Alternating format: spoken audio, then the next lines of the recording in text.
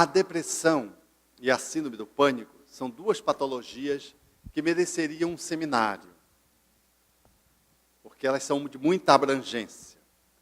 Mas, genericamente, poderíamos dizer que toda doença é uma metáfora falando do caminho que o espírito precisa reitinerar. A doença é uma fala da natureza chamando o condutor do corpo à reeducação. Todo espírito que se mal conduz, encalha. E o encalhe do espírito no rio da vida manifesta-se através de sintomas ou de uma patologia, de dores. As dores são reclamos da natureza, chamando o condutor da nau a tomar o timão e a fazer uma outra movimentação, buscando encontrar o canal no leito do rio. Já que ele se distanciou, todo o espírito que adoece com processo depressivo, ele se desconectou do canal do leito da vida, das leis naturais da vida, e está na contramão da existência.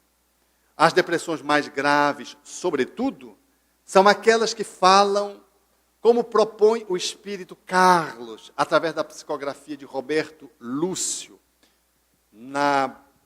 de Belo Horizonte, companheiro psiquiatra e médium, quando o espírito Carlos diz da nossa desconexão com o Criador.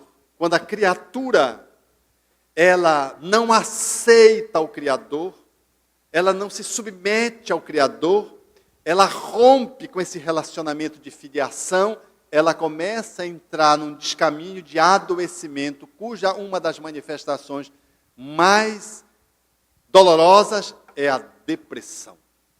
A depressão, que é esse tônus de vida que nos encaminha para a morte, como se fosse um processo de morte antecipada, fala da nossa rebeldia contra o Criador, contra Deus. Notadamente das depressões mais graves. Porque às vezes falece o ente querido. Nós entramos na tristeza e entramos depois numa depressão indevida, imprópria. Quando você vai avaliar, há uma inaceitação daquela perda, da convivência material. Não há uma aceitação da desencarnação do outro. Então, esse é um movimento de rebeldia às leis que nos regem a existência. Todas as vezes que nós lutamos contra as leis que regulam a nossa vida moral, nós começamos a travar. A depressão é uma trava que vai se estabelecendo. Quando eu tenho uma atitude que está na contramão dos objetivos da minha vida, eu deprimo e entristeço, depois deprimo e depois preciso de um atendimento médico, psicoterapêutico. E às vezes reajo, fico tomando remédio, não melhoro.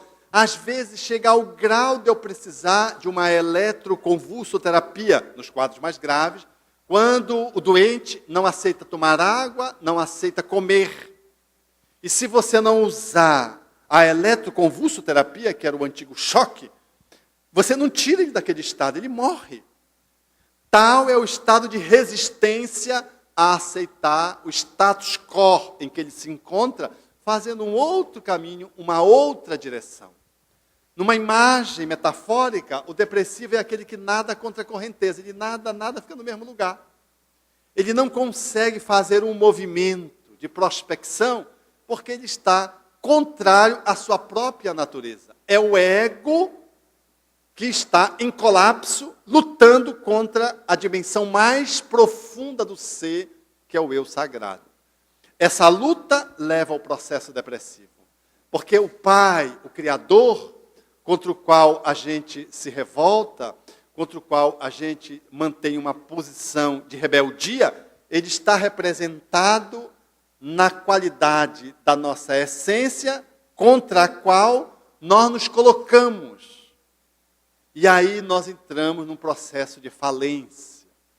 É natural, compreendamos, que a depressão ela tem os caráteres genéticos, ela tem caráter imunológico, hormonal, ela tem fatores sociais que engendram, tem fatores de interferência espiritual que podem gerar o processo depressivo.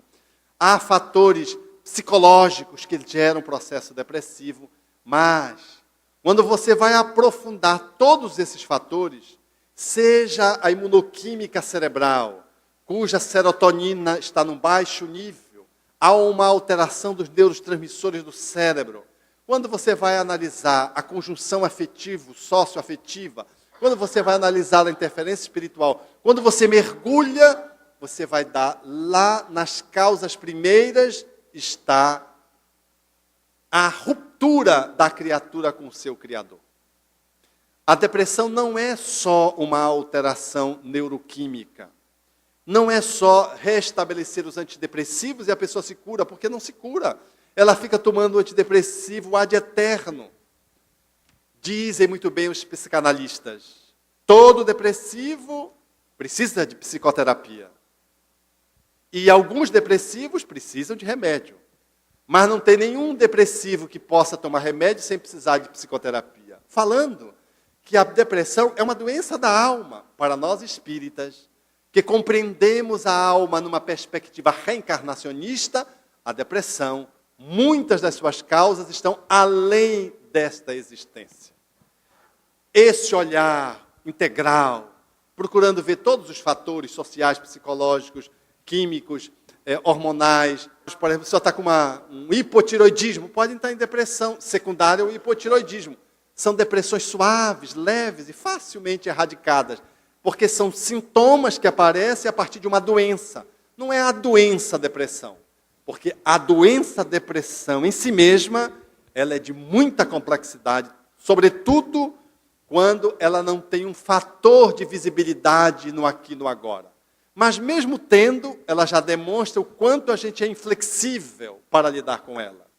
As doenças, diz o espírito André Luiz, que não são resultados da imprevidência e da falta de higiene, elas têm a sua origem nas vidas anteriores.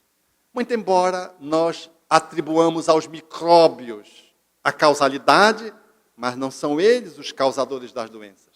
Eles são apenas os desencadeadores dos processos que jazem na alma. Do mesmo jeito que na depressão, não são a neuroquímica cerebral que gera a depressão, ela é consequência. Tem que se tomar remédio, sim, mas tem que se trabalhar as causas profundas. Um corpo, numa existência biológica delimitada pelo berço e pelo túmulo, mas jamais entramos e saímos da vida, porque a vida é um fenômeno permanente. Nós encarnamos e desencarnamos, não morremos, nem nascemos, nós reencarnamos.